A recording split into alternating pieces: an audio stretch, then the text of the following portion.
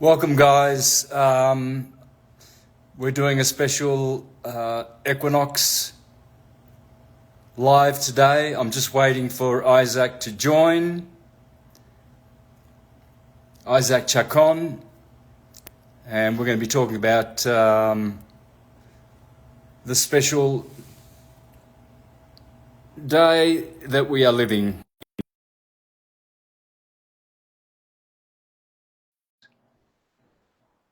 Okay, so I've invited Isaac. You're in, brother. Hey. Hey, mate. How you doing? Good. Good, man. Glad we're here. Happy Yep. Equinox. Likewise. Yeah. And happy Equinox to everybody watching as well. Santos, we don't have to turn them on post live if you don't like, but just to kind of like engage with everyone a little bit, it would be nice if we could turn the comments on for during the live. Do you know how to do that? No. Okay. Yeah, it has it off right now. The comments are off. Do you see how on the bottom of the screen it says comments off? Maybe No. if you click, okay. There should be like a word section where you can put in some words or type something, and right now it says comments off. All good, all good. Just because I wanted to engage with our viewers a little bit, but it's all good. It's all good. Hey man, glad we're doing this, and we can discuss the comments later. But yeah, guys, happy fall equinox today. Happy autumnal equinox. Today is the day that the sun falls below the horizon and enters the sign of Libra, and that's where the sun moves into a fall. When you're looking at the dignities and debilities, like Santos has taught all of us, when you're looking at the dignities and debilities, the sun is in a fall in Libra. Why? Because, you know, the sun is the sun. It wants to shine its light on the rest of the world, and it can only do that when it's above the horizon, right? Well, when you're looking at the sign of Libra, it's essentially when the sun is finally going below the equator, below the horizon. You know, it's not as visible for the rest of Earth. And this is based on, obviously, for those of us in the northern hemisphere, right? But as we're getting into our fall, it's the southern hemisphere's spring. You guys are beginning your spring. You guys are beginning your summer here soon, when we're going to be having our winter. But simultaneously, regardless of where you're at in the world, this ecliptic is it's working regardless of where you're at. It's still in that same mode. Even if you're moving into spring in the southern hemisphere, yeah, there's Aries energy going on there, but worldwide, it's Libra energy. Santos, actually, if you don't mind kind of commenting on some of that, you know, you're the one who's really taught most of us all of that.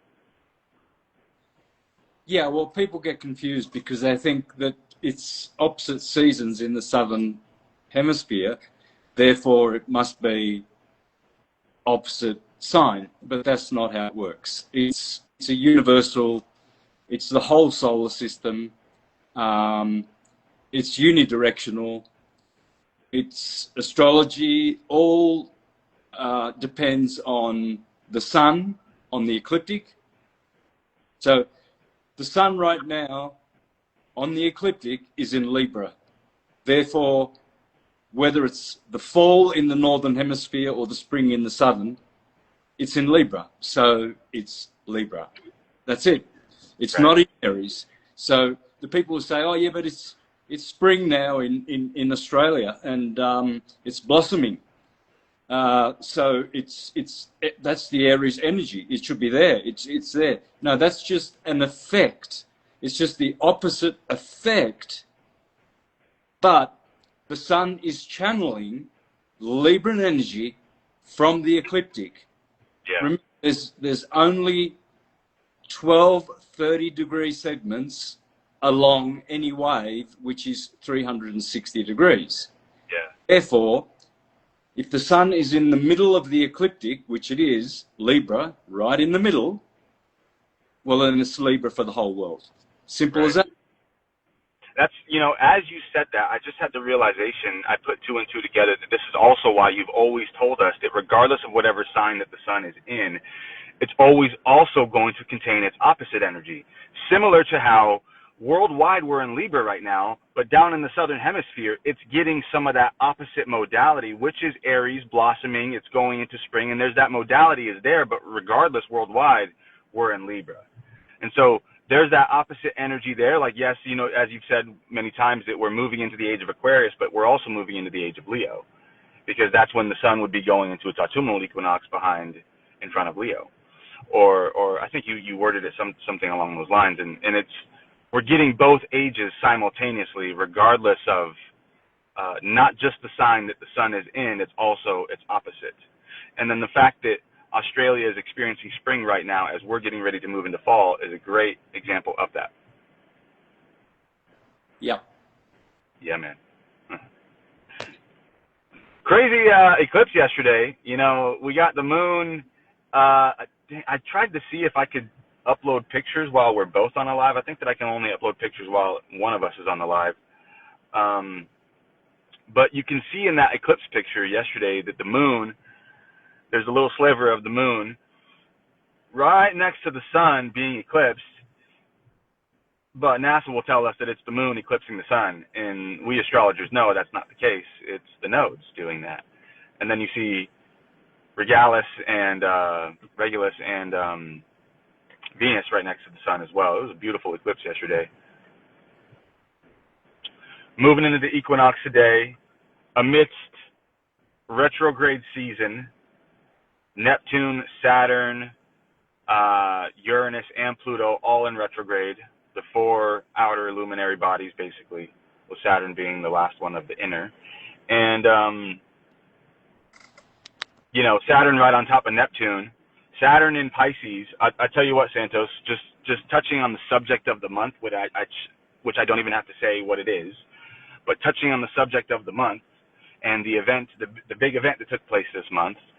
Talk about illusion with Saturn in Pisces, and Neptune is also moving its way back into Pisces. I think Neptune's on the 0 degree right now in Aries or something like that, but it's right there about to get into Pisces. And we got this sun and moon opposition directly opposite of Saturn, as they're both retrograde, Saturn and Neptune retrograde. And it's like it's bringing up this illusion of Christianity one last time for the world before we fully rid ourselves of this concept of thinking that we have to believe in this individual to ever experience a heavenly state. And it's so representative to me that I see of Saturn moving into Pisces, back into Pisces retrograde. And what is Christianity based on? You've taught us all that Christianity is based on the age of Pisces. And that's why all of Christianity is about belief, because the mantra for Pisces is, I believe. And, Santos, you can illustrate this so much better. Could you talk about the differentiations between the two fish and how there's belief and doubt in Pisces, and that's really what basically all of Christianity was about? Yeah, well, it's water, so it's emotional, okay? So it was all about emotions. We've had a very emotional Pisces time, right? And the two fish, one is swimming upward, right? And the other one's going downward. And that's typical of all the mutable signs. They're mutable, they're changeable. Cardinal and fixed are pretty steady, but the mutable signs are the ones. For instance, you'll find with Gemini, if you'll find that most suicides happen in Gemini, right? Most serial killings happen in Sagittarius. Most wars begin in Aries and Scorpio. Most bald-headed people are Virgos. They go bald. And this is all tropical. It's not sidereal. It can't work. Sidereal is based on a spinning globe, a Jesuit lie, and siderealists haven't got a fucking clue about astrology. They're stupid idiots, absolute morons. They don't realize that it's the sun on the ecliptic. You know, they say, oh, yes, but look, the sun is in a different sign. I've got my phone app and astrology is wrong. No, stupid, you don't realize it's the ecliptic. It's where the sun is on the ecliptic. But I've been saying this for 15 years, but do you think anyone goes to the dictionary to find out what the word ecliptic means and then to study the ecliptic? No, so they're never going to get it. So I'm just here farting out of my mouth, wasting my breath, because there's only 3 people out there that's going to understand what I mean. There's plenty of us. There's enough, but there's definitely those people who are certainly, they're not as open-minded, bro. And you know, that's the differentiation, though. That's the thing is they're stuck in that Piscean only believe what I see mindset, and that's the difference between us and them. Is we've moved on from the exoteric into the esoteric, and it's not just believing in what we see. We're seeing counter space. You know, and you can see the ecliptic exists. You can see that is visible to see, but they're fooled by the illusion of having to judge their astrology based on the sign that is literally behind the sun. But that sign, what they don't understand is that the great year exists. And what does the great year exist? It happens every 24,000 years because of the precession of the equinox, because the zodiac itself is retarding. It's precessing. It's going backwards in its motion. It's not going forwards. You know, everything about the ecliptic in tropical astrology which is based on the sun, has a basis in moving forward because it's based on the sun, the most consistent heavenly body in the heavens. And guys, today is that equinox. Today is a perfect example of what that consistency looks like. Today is why the sun is called Sol Invictus. Today. And all the equinoxes and solstices. This is why the sun is called Sun Undefeated. Because the sun's path has stood the test of time, aka Chronos. That's the difference. The difference maker is Saturn goes retrograde.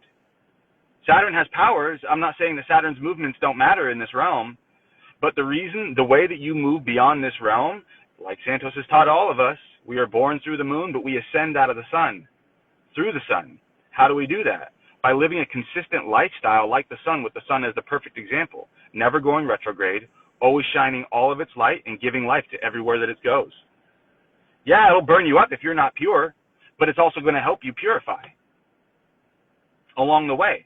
And then if you purify and you stay consistent like the sun, then you can possibly ascend out of this realm if that's what you wish. You know, but why do we have to have this mindset that I have to leave this realm? Why don't we create a heaven on earth here? And we can do that by living and operating like the sun. You know, it's so funny, Santos. I'm a Leo, you're an Aries, the lamb. When the lion and the lamb sit together, you know, there will be peace. And I love when we go live together, bro, because it's like we're opening people's minds together from our different experiences and studies. And, you know, you were raised Jehovah's Witness and zealous and went and found your own truth by seeing through all of that. And then I went through the Hebrew roots movement and found astrology that way, and then eventually came across you, and eventually, after not denying geocentrism long enough, and I realized for sure that we live in a geocentric stationary plane, I was like, who's the best guy out there teaching it? It's this guy Santos. Okay, I got to study him then. Okay, so that's what it is. And I'm grateful for our brotherhood. I'm grateful for the gift to, you know, share this holy science with everyone watching this live right now and watching this replay. Guys, this is a holy science that's based around the sun, that teaches us that it is the Son of God, the literal Son of God, dying and resurrecting on the cross of the solstices and equinoxes, those solstices that are vertical, those equinoxes that are horizontal. It dies and resurrects on that cross first. Native Americans had crosses here before Columbus ever showed up, or Columbus, Spaniards, whoever, colonizers, however you want to word it, ever showed up. Why? Because they were children of the sun. And so you think that they didn't know the sun's path? Of course they knew the sun's path. and it was integrated in the medicine wheel as well. And so, you know, guys, this is an ancient sacred science that probably all of Atlantis, all of Lemuria, all of these ancient societies, the Hyperboreans, were probably all teaching back in the day. And as we're moving into this golden age of Aquarius, this is going to become normalcy for humanity. You know, after whatever shift takes place, you know, astrology is going to be the normalcy. I believe that we are going to see a time where kids are born and astrologers write up a birth chart immediately at birth. That is going to be normal again.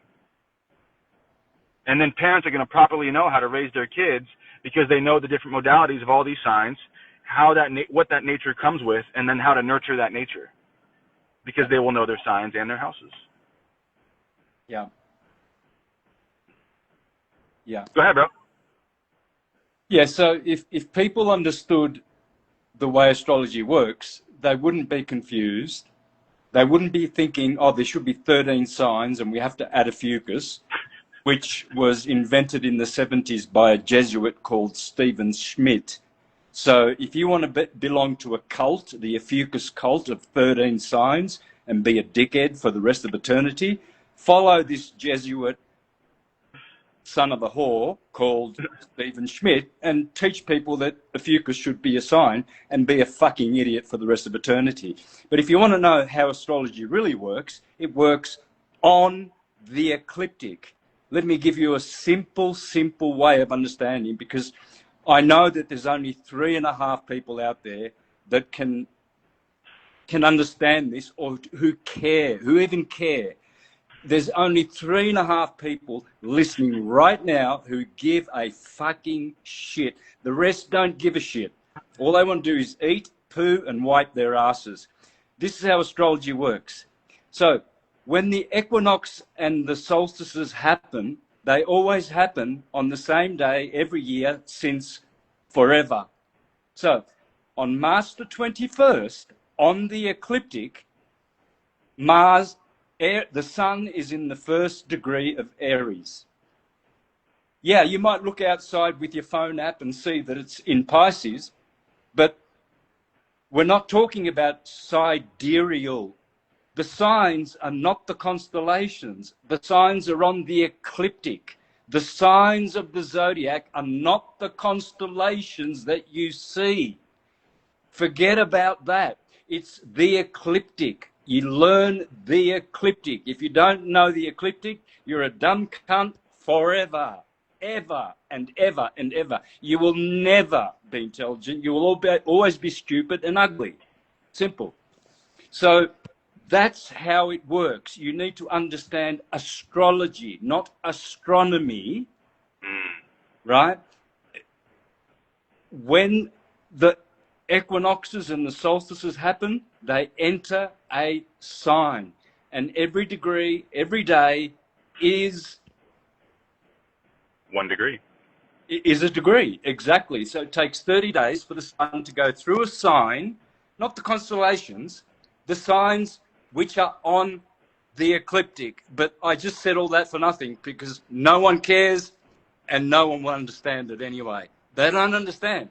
They haven't got a fucking clue. They would rather watch their 1-minute TikTok videos where someone's showing their titties. For those with eyes to see and ears to hear, y'all, Santos is giving y'all a drop right now. It's about the sun's path on its ecliptic, okay? And that is the Son of God, which, if this thing did not exist, it would never emit ultra-weak photon emissions for your plants to ever grow, so that your plants could end up even climbing through the sky, so that they could ever bear fruit, so that you could ever eat. And if you're not eating plants, for those of you carnivores out there, you would never even have the ability to eat all the rotting corpses that you eat if those animals didn't have plants to eat. Which, by the way, you're operating in reverse. You're not in alignment with your anatomy, which we are frugivores, by the way, and that's number one. We're meant to eat nuts, beans, seeds, and fruit, and some veggies here and there, but that's really what we're meant to eat, guys. We're frugivores. And it's interesting to think that, you know, humanity is the only species on this planet that cooks its food. It's very interesting to think that. Why are we the only species on this planet that cook our food? It's crazy.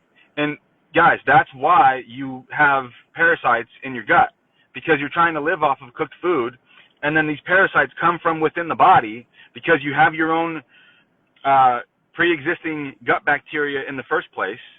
And so because your immune system is intelligent, it's trying to heal itself, and it will create parasites from within the body to try and detox this putrefying acidosis-based food that you thought was food for fuel, but really it was really just food for taste, and you knew that really as well.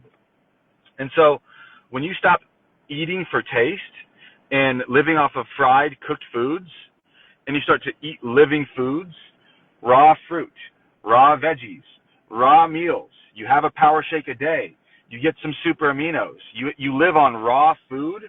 Why is it called raw? Because it was cooked by Ra, the sun god Ra. That's why it's called Ra, because it was already cooked by Ra.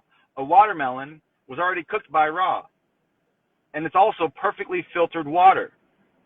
It's perfectly filtered, structured, has H3O2 in there. It's going to hydrate every single one of your cells, give you magnesium, potassium, calcium, all these different micronutrients and macronutrients that you need. But you think you got to live on starch, bread, cheese, pus, fermented pus, and corpses, and have a burger every day for lunch. That's what most Americans are doing. Wake up. Wake yourself up.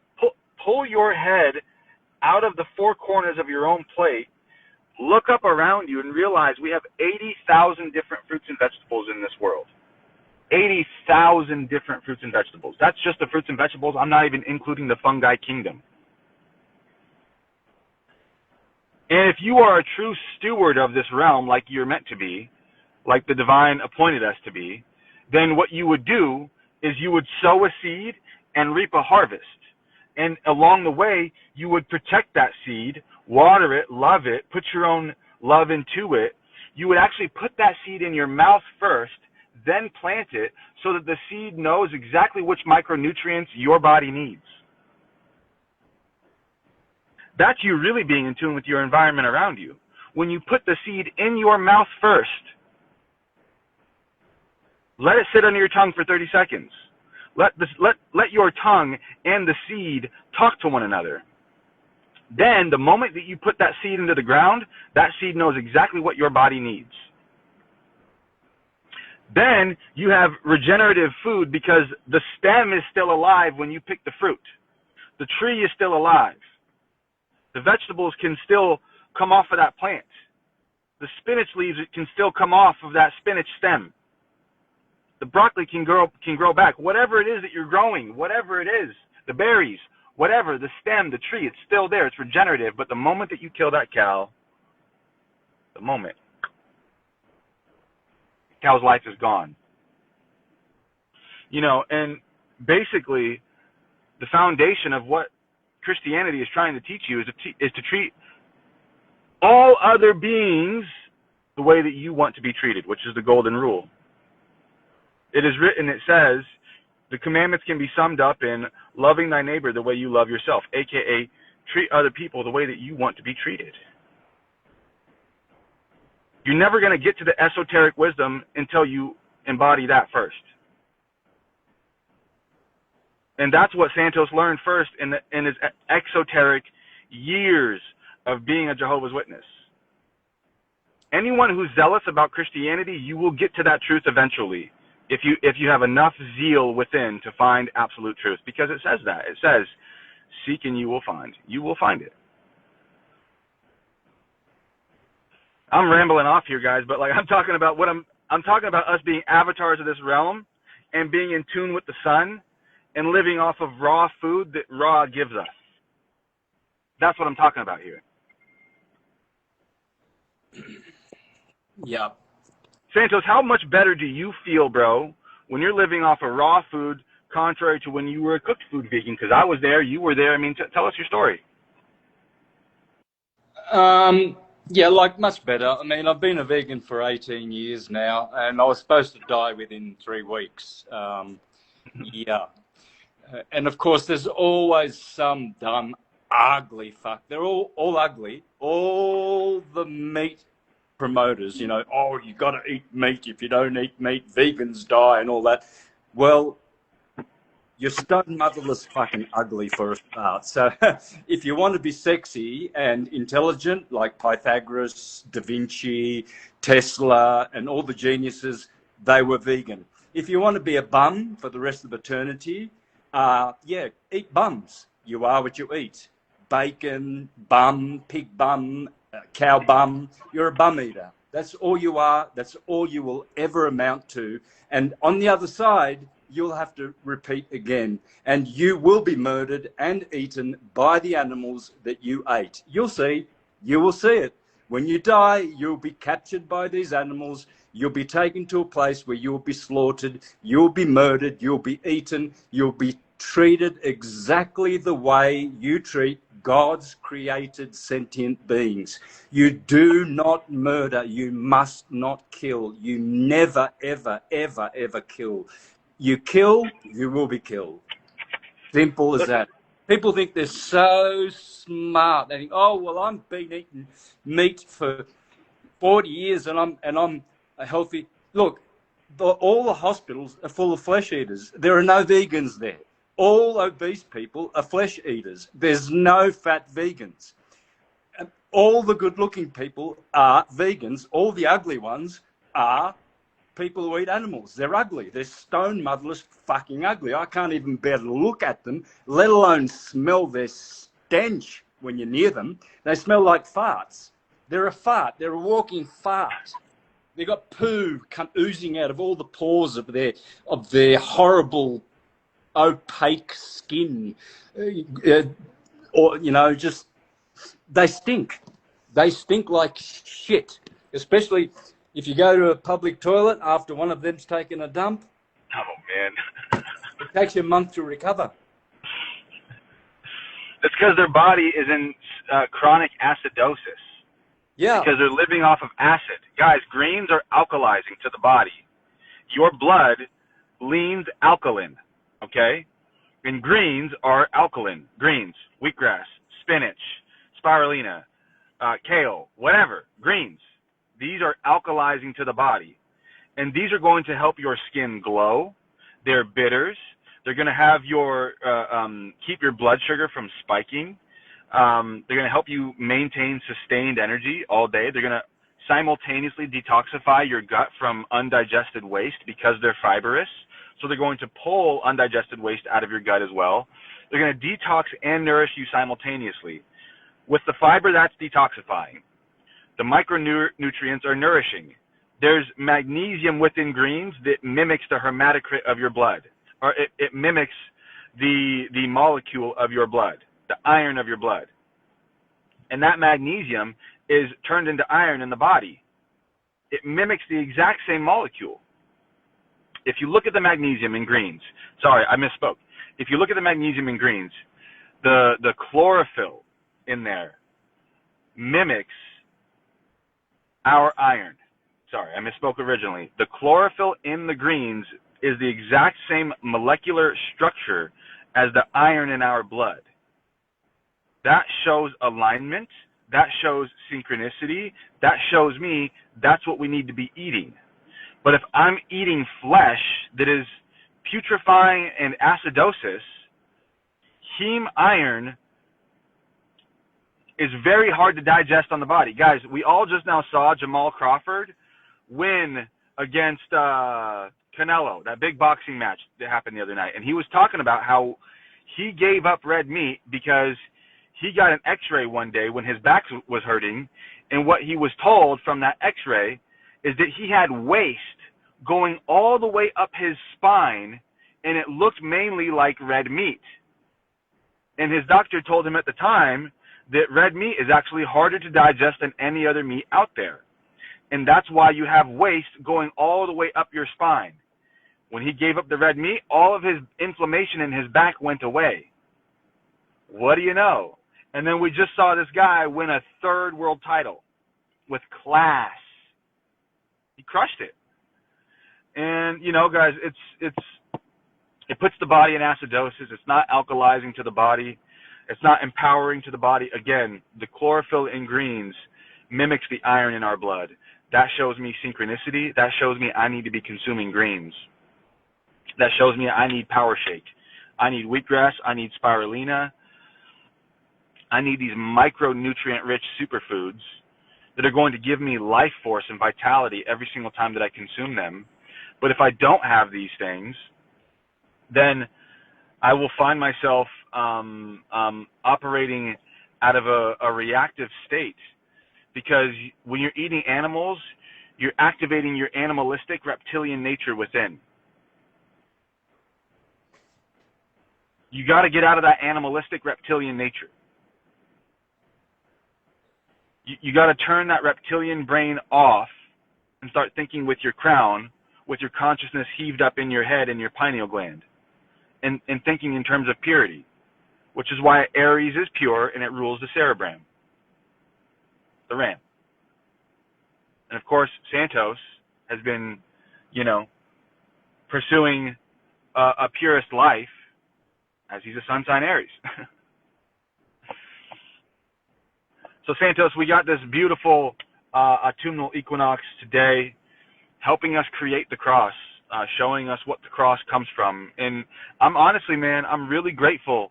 One day you held up one of your necklaces that is a cross, and you were like, I love this image because this image represents the old solstices and equinoxes. That gave me so much healing. When you said that, that put a lot of healing on my consciousness, because I was on the end of the truth-seeking community where I had completely rejected Christianity. I thought they were just a bunch of bums eating donuts. They're not living a spiritual life. They say they're practicing repentance, but nothing about their life changes. And I really hated a lot of things about Christianity. But it was you who opened my mind to the fact that they were helionostics, that they were observers of the sun. And that's where true Christianity comes from. And yeah, just really grateful for you sharing that sacred wisdom with all of us, brother. Yeah, what's happening now with false Christianity, all the 501c3 corporate churches, they all hate each other, right? So Jehovah's Witnesses hate Mormons, Mormons hate Baptists. They all hate each other. They all have pedophile pastors. All of the churches have got millions of dollars of lawsuits for pedophilia and for fiddling and fondling little children, right? And they're all saying now, Christian, America's Christian. They don't know what they're fucking talking about. What Christianity are you practicing? Ejaculating, murdering animals, spinning on a globe, which is a fucking provable lie. The earth is dead stationary. They want a moving earth so that we can have linear time, and there's no such thing as linear time. The earth is still, everything is still, and there's only the eternal, still, ever-present now. And so they've taken people out of that. First, they give them dead carcass to eat, so that they have to come back and reincarnate, because no flesh eater will go to heaven. I don't care which guru's out there who thinks that they can preach that you can eat meat and you'll go to heaven or you'll go to the next place. You fucking will not. You're a deceiver, you're a lying cunt, and you're an ugly motherfucker, and you don't deserve anybody listening to you, or yet you do deserve, because the people who go and pay $1,000 to watch you are fuckwits anyway. So continue eating your meat, because you'll be the ones that will be absolutely tormented and tortured for as long as it takes until you cleanse yourself. So you're the idiots, you're the morons, and you're making money on death and teaching to keep exploiting animals that want to live freely. These people are Christians. Oh, we're all for Christ, and abattoirs and Big Macs and all the little aborted baby fetuses that they put in Kentucky Fried Chicken. And yeah, we want that. We want to be cannibals. We want to eat animals. And yeah, good luck to you. Good luck. You've been warned, but no one listens. It doesn't really matter. As long as you're happy, sexy, and healthy, and that's what I am. I'm happy, I'm sexy, I'm intelligent, and I'm healthy. I will never know what asthma is. I will never know what diarrhea is. I will never know what fucking blindness and mental disease. People have got mental disease. You see all these people who are worried about Medicaid and Medicare and doctor care and health care. What? You actually paying insurance to have medical care? Just be a fucking vegan, you stupid cunt. You're spending thousands of dollars on murdering animals, and your antacid pills because of you've got acid and everything. All those people who are complaining that they're cutting the benefits, they're all flesh eaters. You won't see one vegan that's complaining, oh no, I won't have a doctor to look after me, because they're all going to doctors. And yet, oh yeah, but it's the best diet and it's in the Bible, and they claim that it's in the Bible, some of these fucking idiots that don't understand how to interpret the Bible. They don't understand that the ancient mystics taught that eating animals or not eating animals is about participating in certain emotions or thoughts which are related to those animals. It does not talk about putting them in your mouth as food. That's your stupid, limited mind's interpretation, or the pedophile pastor that you go to. Whether you're a Baptist, your pastor is a pedophile. If you're a Catholic, your father is a pedophile. If you're a Mormon, you're in a pedophile organization. Jehovah's Witnesses, name them all. There's 30,000 denominations, and they're all pedophiles. And they want people not to be liberal or not to be free thinkers and to live their own lives. You know, they want them to be Christians like them when they've got, files of kiddie porn hidden away on flash files, and on Sunday they're ministers. You know. Yeah, it's fucking crazy, man. And you know, they prey on guilt, they prey on shame, they prey on fear. You know, this whole, like, honestly, all of this whole Charlie Kirk thing is really, in my opinion, having to do a lot with that Saturn retrograde in Pisces movement. And Pisces is the sign of Christianity. And it's like trying to give Christianity one big push so that they can do some type of shit with Israel or some type of shit. I don't know. I'm not trying to manifest that reality, but, like, I'm just saying I see through the bullshit. Okay? I see through the fake perpetuation of trying to reignite Christianity by using this guy who was zealous. And I can't say for sure that I know what all of his motives were, but what I can say is that they've taken this story and they've taken this event and they're trying to turn it into pushing Christianity again. Guys, what you have to understand is that no good leader, no real leader, no true leader would ever demand worship. Leaders don't do that. Good leaders don't do that. What good leaders do, they don't want you to get on your knees and bow to them. What good leaders do is they want you to stand up on your own 2 feet and act like they do. They want you to lead like they are. And what they're doing is living a certain lifestyle so that you can mimic that. That's what makes them a leader. They've just done that lifestyle first. That's why they're leading. They went first. Okay? No good leader demands your worship. See through that illusion, number one. If you met a good leader in your life, the moment that they started to demand worship from you, you probably left them quickly. Okay? So think about that spiritually and ask yourself if Creator would send someone for you to worship, for you to ever experience a connection with Creator. Or You have an open mind and you think like your ancestors used to, which they knew that they had a divine connection with Creator in the first place, and they never needed an emissary. They never needed a mediator for them to have a connection with Creator. They knew that they were in heaven on earth regardless. They knew that the sun is the physical representation. It doesn't have to be this person who died here, resurrected, and you have to believe in all this stuff for you to ever experience a heavenly realm. That's number one. Number two, understand when it comes to eating meat, with great power, okay, comes great responsibility. And you humans, us humans, we have great power.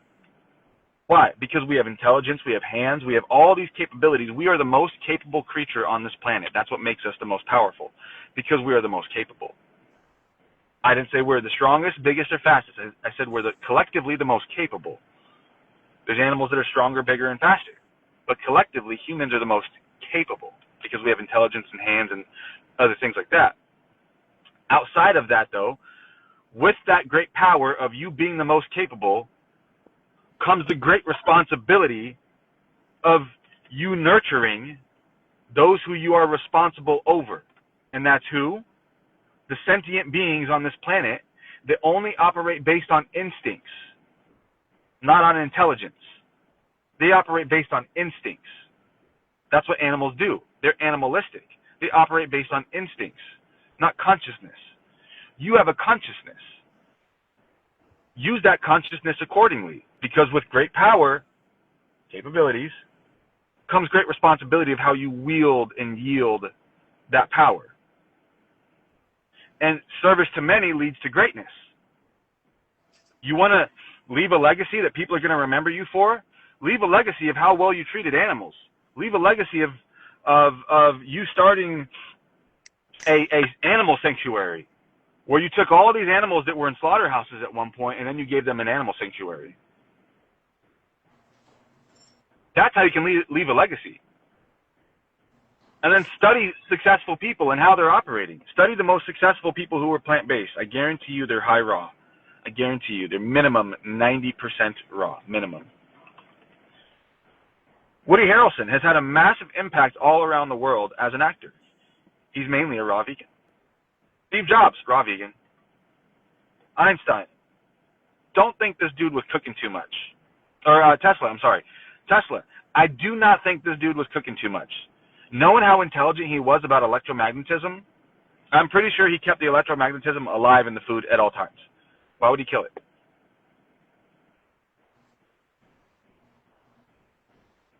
There's no electromagnetism to a rotting corpse.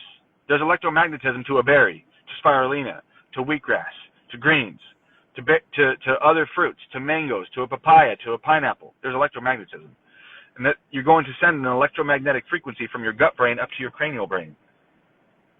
Because this is your first brain, your gut. And if you haven't been feeling the inclination to cleanse your gut over the last month, then you just have not been paying attention. Because we just had a solar eclipse in Virgo, guys. Virgo rules the gut. Which is why Hermes, Mercury, is domicile and exalted over in Virgo. Well, that's interesting. If Mercury is domicile and exalted over in Virgo, but that's the gut, and Virgo rules the gut, but Mercury rules how you think and communicate, what would our gut have anything to do with our thinking and communicating? Well, that's because your gut brain is your first brain. If you ever want to send a signal from your gut brain, this foreign energy that you just now introduced into your body, a berry is foreign. Apples are foreign. The wheatgrass you had this morning, it was foreign. That fucking animal flesh, that was for sure foreign. If you ever want a signal to go from your gut brain to your brain, it's the gut that takes this foreign energy and makes it digestible to the rest of the body. And it is Mercury himself who sends that signal.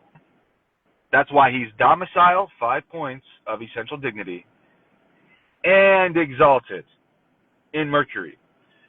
Best placement of any planet in any sign. Mercury in Virgo. It is the most dignified placement. Mercury in Virgo. Common that astrologers would have Mercury in Virgo because they know how to make foreign information digestible to other people.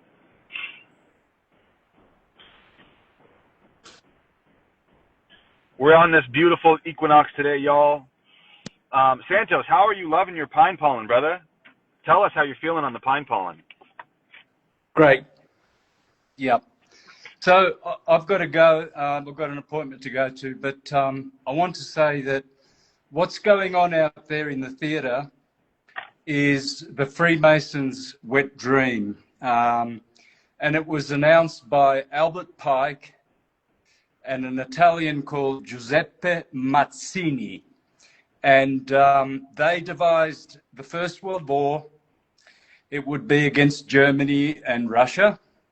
The Second World War would be Zionism against Nazism. And the Third World War would be Christians murdering Muslims. So that's their wet dream, and that's what they're going to get. And that's what they're doing with this whole Charlie Kirk thing. They're just trying to rile people who are stupid, really, really fucking stupid, and probably have whores for mothers. I'm happy to say that my mother was not a whore. She had one man all her life. That was my father. And she was a virgin when she got married. She didn't suck 400 dicks before she had me. So I'm pretty happy that I can say I'm not a son of a whore, but it will be sons of whores and children of whores that will be killing each other. And that's coming. It's the Freemasons' wet dream. And I just want to finish with one more thing. A lot of people ask, why don't you have comments on Instagram? To be honest, I don't even want to have Instagram. I'll be happy to shut this account down tomorrow. I can't stand it. It's sickening. It's disgusting. Even the word Instagram makes me take a shit. Okay? So don't worry about comments. If you don't like the content, fuck off. Don't write to me saying, why don't you have comments? Because I don't care. You're ugly, you're stupid, and I don't give one flying fuck what you think in your bedroom while you're playing with your fucking dick. That's why I don't have comments, because there's so many dumb, stupid fucking children of whores making comments, and I don't want to see them. I don't want to see you. I don't want to see anybody, because everyone's ugly and everyone's fucking stupid. And I'll finish with that. Thank you. Love you, Santos. Love you, brother. Take care. Thanks, man.